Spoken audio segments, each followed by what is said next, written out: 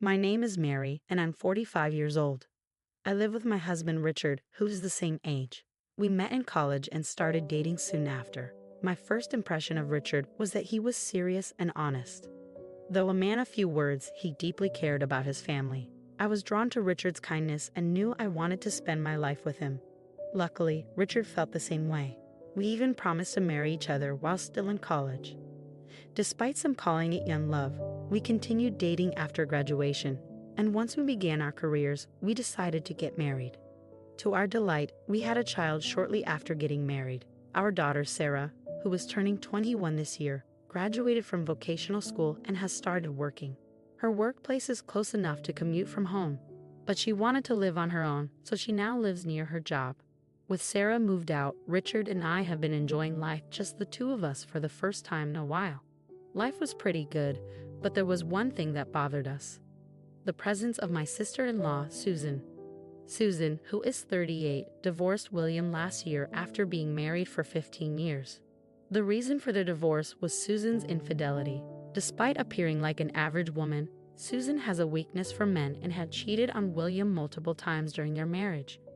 William had seemingly turned a blind eye, but eventually he couldn't bear it anymore. He collected evidence of her affairs and confronted her with divorce papers through lawyers.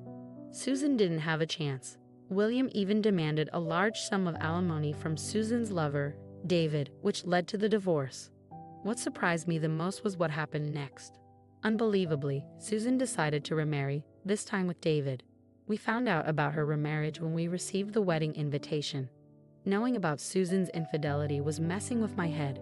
Susan, are you really going through with this wedding? Everyone knows about your affair with David. Are you sure about this? Richard, who has always doted on Susan, thinks her remarrying David is cause for celebration. But I couldn't help thinking about William, who got cheated on. Poor guy.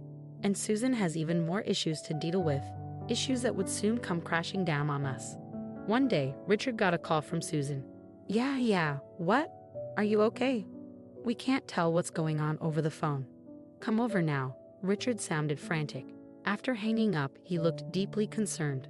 Susan was crying on the phone and seemed too distraught to explain, so I invited her over. Richard's serious expression told me this wasn't something to take lightly. I felt uneasy, wondering what could have happened to Susan, who was supposed to be getting married in 2 months. About an hour after hanging up, Susan arrived at our place, sweating bullets. You could tell she was really stressed out. Welcome, come on in, Richard said. Mary, help me. As soon as she entered the house, it was clear Susan was panicking.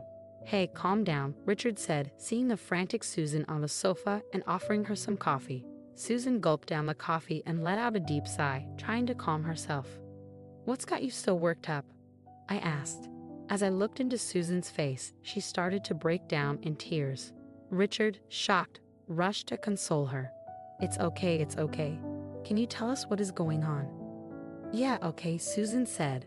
After shedding some tears, she drank another cup of coffee before she started talking. The thing is, I need your advice about the upcoming wedding. Wait, are you canceling the wedding? Why on earth would you do that? Richard interrupted. No, that's not it. Well, it's not it, Susan stammered. What are you trying to say? Richard asked. It seemed like Susan was trying to figure out how to explain. She hung her head and remained silent for a while. You have to tell us or we can't help. If there's something we can do, we will, Richard encouraged. Susan finally spoke the truth. The truth is, I may not be able to afford the wedding and the honeymoon. What? I was flabbergasted. All that panic, and she was worried about money? Richard turned to Susan. So let me get this straight, you're saying the wedding and the trip might be off because you can't secure the funds? Yeah, Susan replied. You work, don't you? And doesn't David have any savings? It's not that we don't have any, Susan explained. It's just that we spent it all on our divorces. We had to pay William alimony, so we can't afford the wedding or the trip. I was at a loss for words, incredulous that Susan would speak so casually about such a foolish decision. So the point of discussion is, we were hoping to borrow the money for the wedding and the trip from you too, she continued. Richard listened to Susan and furrowed his brow. Clearly, he found this whole situation ridiculous as well. After a sigh, he spoke. Oh, is that all? Well, we have some savings. We can lend you that much. What? I couldn't believe what I was hearing. You're lending it to them. Of course it would be heartless to refuse Susan, right? He continued. You don't have to pay us back. He added, turning to me, Mary, you said you have been saving for our parents' care, right? We can lend them the money from that. Richard proposed to lend them money from my savings, not his. No, that money is for my parents. I can't just give it away. Susan broke down crying again, and Richard rushed to comfort her. What's wrong with you, not helping Susan in a time like this? How much do you need, Susan? It's $30,000 total. $30,000? My parents are already over 75. Though they're still healthy, they will need care soon. Being an only child, I had been saving for this purpose. Even after having children, I never quit my job and have saved up money alongside educational funds. I had no desire to use this money for Susan. We'll be using Mary's $30,000 savings for Susan's wedding and honeymoon, Richard stated. I told you, that money is for my parents' care. I continued to adamantly refuse. Richard finally lost his temper.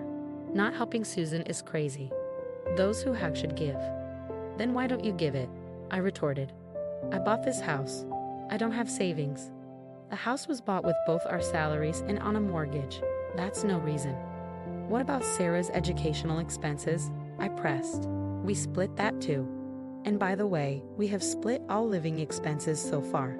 Did you forget? At a loss for words, Richard clenched his fists, his face beat red. I suddenly realized that Richard hadn't been saving any money at all.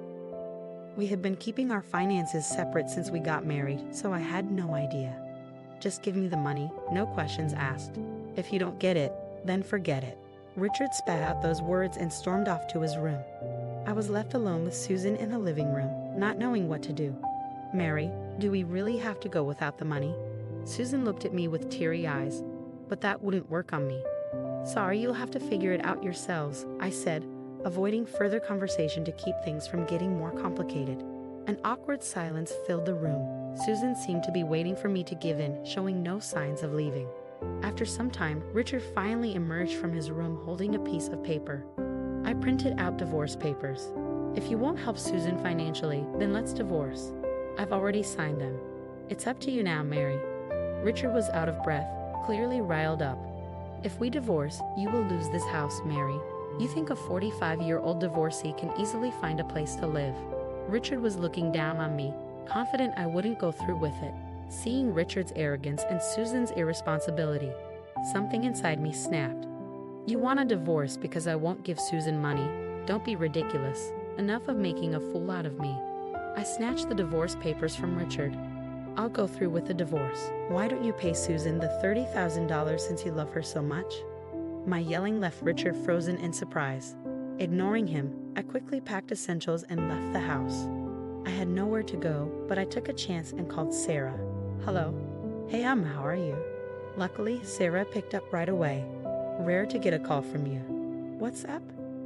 Well, I had a big fight with Richard. If it's not too much trouble, can I stay at your place for the night? Of course, stay as long as you like. Oh, could you make some of your buffalo chicken wings? It's been a while. Sarah loves the buffalo chicken wings I make. Thanks, I'll make a ton of them. I headed to the supermarket to buy ingredients and then drove to Sarah's apartment. After a 30-minute drive, I arrived at Sarah's place. As I started cooking in the kitchen, Sarah awkwardly approached me from behind. What did Dad say to make you consider leaving home? Not wanting to worry Sarah, I replied vaguely. Well, just some stuff. Did? Oh, Mom noticed something. I froze at Sarah's words. What are you talking about? Never mind. Sarah quickly looked away, flustered. I had an instinct that I needed to know what Sarah was getting at. Actually, I've been thinking about divorcing Dad. He said some awful things. Do you know something about it too? The moment the word divorce left my mouth, Sarah's eyes widened. She started talking like a dam had burst. Finally, it's out. Dad is having an affair. I saw him going into a hotel with a younger woman. It made my skin crawl, and that's why I moved out. Sarah's revelation was beyond surprising. I couldn't believe what she was saying and was stunned. An affair? Wait, it wasn't about that. Sarah's face turned pale. She realized she had spoken impulsively. It wasn't about that. but it sounds like something I should know. Can you tell me more? I'm not going to get any more hurt at this point. Well, if Mom says it's okay, I'll talk. Sarah took a seat and started talking about Richard's infidelity. Just before I graduated, I saw Dad when I was out with friends at a pub. He was walking with a woman I didn't recognize, so I followed them. Sarah had goosebumps on her arms. Seeing your own father's infidelity is not something anyone would want to witness. Her revulsion was understandable. Do you have any proof? Yeah, I was so disgusted and angry. I took photos of Dad entering the hotel. When Sarah showed me the pictures, there was Richard arm in arm with a much younger, beautiful woman. Wow, that's really unsettling. I'm sorry I didn't catch on sooner. Sarah shook her head. Actually, I was blackmailed for money by Susan. When I refused, Richard told me to divorce him. If I have this kind of evidence, I'll be the one filing for divorce. Sarah had been keeping this from me all along. She must have been going through a lot. I felt terrible now that I understood why Sarah had moved out. Could you send me those pictures? I have the divorce papers signed by Richard. I'll make sure to get alimony before the divorce is finalized. I'll go with you. I want to give Dad a piece of my mind one last time. Feeling empowered knowing Sarah was on my side, I finally grasped the full picture. It turns out Richard wasn't blaming Susan for her affair because he was cheating too. The moment I realized that, my disdain for him grew exponentially. That night, we drowned our sorrows in a heap of buffalo chicken wings and a good deal of venting about Richard. Far from being upset, Sarah seemed almost pleased at the idea of Richard no longer being in our lives. Then the weekend rolled around and Sarah and I went over to where Richard was staying. So you have finally come back, he sneered. We returned to find our home in shambles. Richard, never one for housework, hadn't bothered to clean or cook. Half-eaten instant noodles and snack wrappers were strewn all over the place. We're back, but what a mess. How can anyone live like this?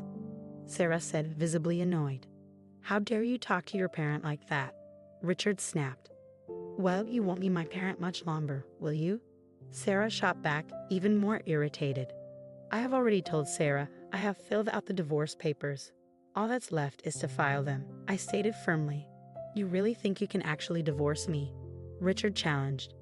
I do, but first, there's something I need to confirm with you, I said.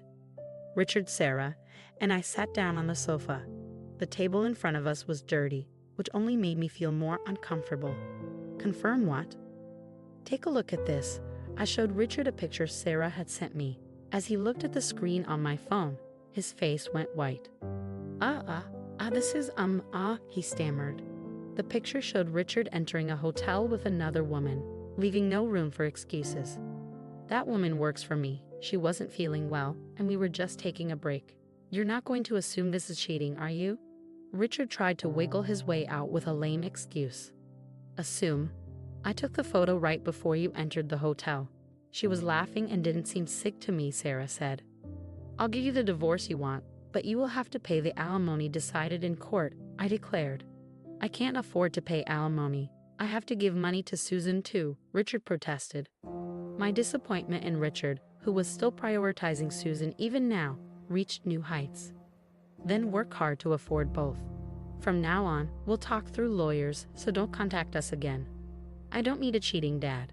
Please get out of my sight, Sarah added. We were just about to leave the house when we heard Richard's desperate plea.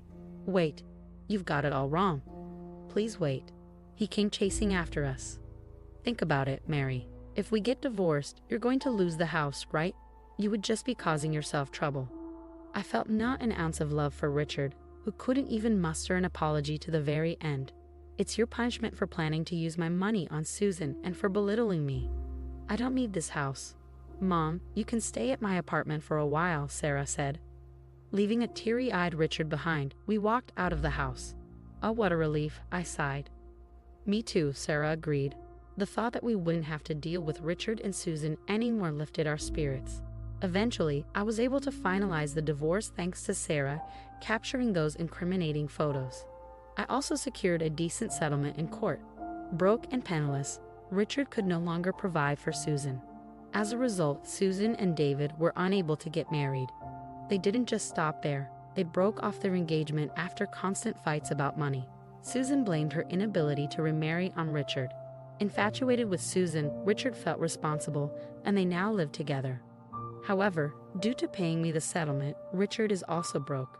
In the end, they moved in with their parents, but I had already filled them in on the situation, so they got kicked out. People should learn not to depend on money and start living on their own. As for me, I decided to move back into my parents' home with Sarah. Fortunately, both of my parents are still healthy, so I used my saved caregiving funds to renovate our family home. The fully renovated house is incredibly comfortable, and both my parents and Sarah are thrilled. I plan to keep working hard to maintain a simple yet fulfilling life.